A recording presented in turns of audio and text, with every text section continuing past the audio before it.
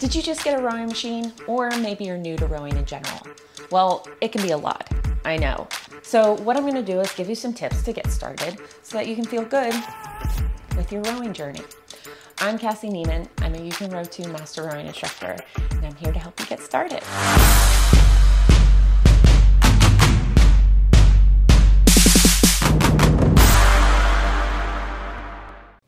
So you just got a machine, right? It's all put together. Now what?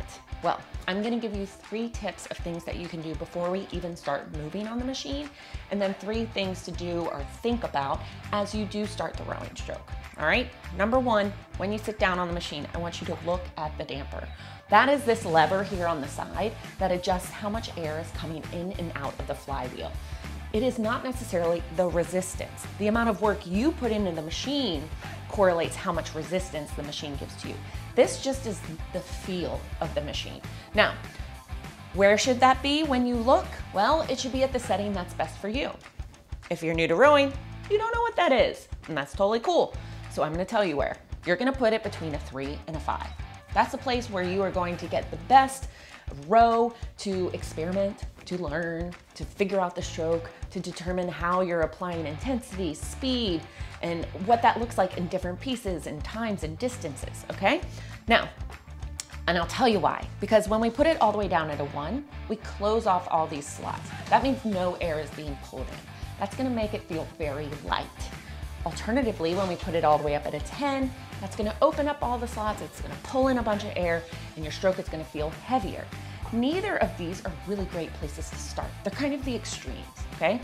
So the best place for most people is right in that middle zone between a 3 and a 5. In that area, we're getting a good amount of air in, we're able to feel the connection to the machine, and it's not too much, it's not too little. Now, as you go and you experiment and you learn, you can adjust that to the place that makes you the most effective rower that you can be, all right? But until you know that, we're gonna put it between 3 and a 5.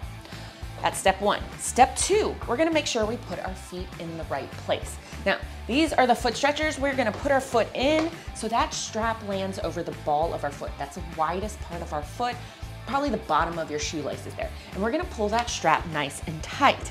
Now, the reason why we wanna put our foot in the place where the strap is at the ball of our foot is so that we have some mobility here. Now, that means that I could lift up my heels. Doesn't mean that I have to lift up my heels. It just means I have that mobility. If my foot were up much higher, I would not have that ability to lift my heels up. And I may need to do that to get into a full compressed catch position. All right, so other than that, putting your feet in the right place allows your body to get into a good position to produce force to get the most out of every stroke. So, you haven't even started rowing yet. 2 big things. Look at the damper, fix your feet, all right? Number 3, we're not even gonna start rowing. We're just gonna straighten out the legs.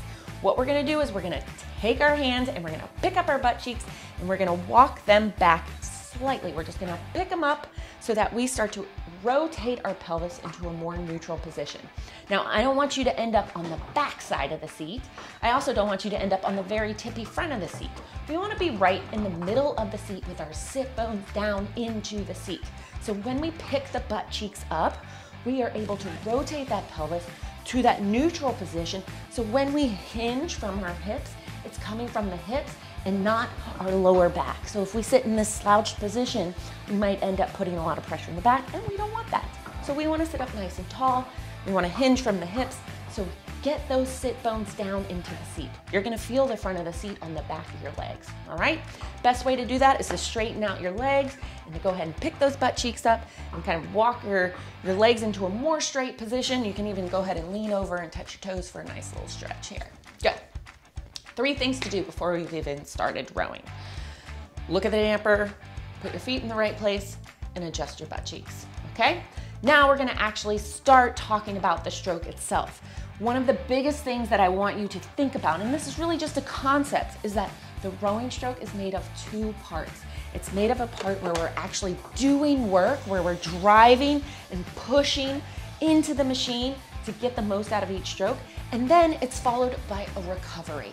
So rowing is different from running in that when we're running and if we stop, we're not going anywhere anymore. We've stopped. Whereas in rowing, we're gonna do a hard thing followed by a rest. So we're gonna work and then we're gonna recover. We're gonna drive hard, and then we're gonna rest.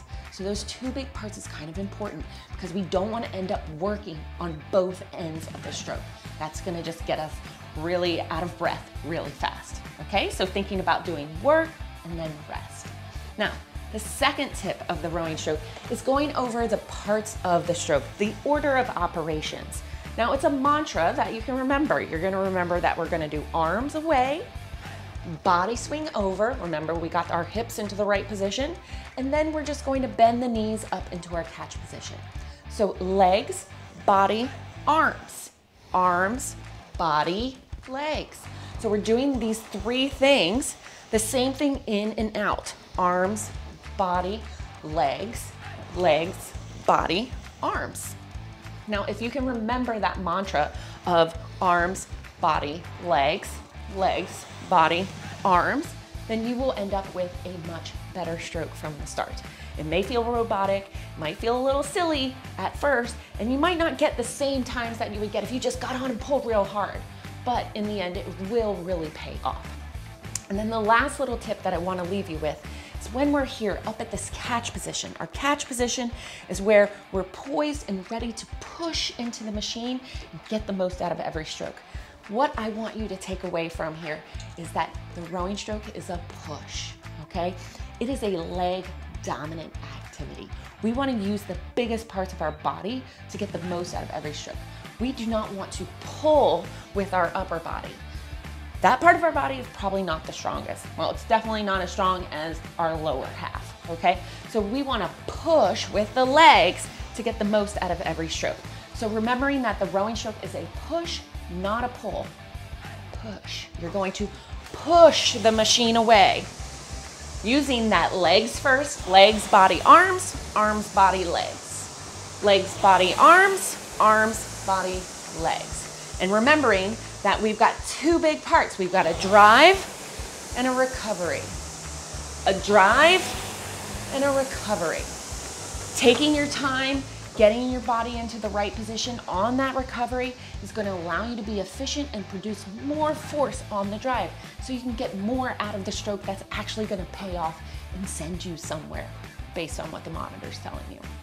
So to recap, before you even start rowing, you're going to look at the damper. You're going to get your feet in the right position and you're going to adjust your butt cheeks so that your pelvis is in a more neutral position. We're going to get into a good posture here. And then, once we actually start moving, we're gonna remember that the rowing stroke is built up of two big parts, the drive and the recovery. The drive is always gonna go faster than the recovery. Then, that's built into an order of operations. Arms, body, legs. Legs, body, arms. Arms, body, legs. Legs, body, arms. And then, remembering that once we hit that catch, we are pushing, not pulling. I want you to push through those legs, through the feet to get the most out of every stroke. Now, there's a lot of other things that go into the rowing stroke, stuff that you'll spend your whole life working on. But that's what makes this fun, okay? But hopefully with those 6 things, you'll feel better getting started and embark on this journey of fun times. So, hope to see you out there. So if you found this useful and you are just getting started rowing, let us know. Leave a comment below, subscribe, tell us what else you want to learn about. We're here to help. And if you're a coach and you want to learn even more so you can help your clients, well, we certify new coaches for indoor rowing with Concept 2. Just find out more at our website below.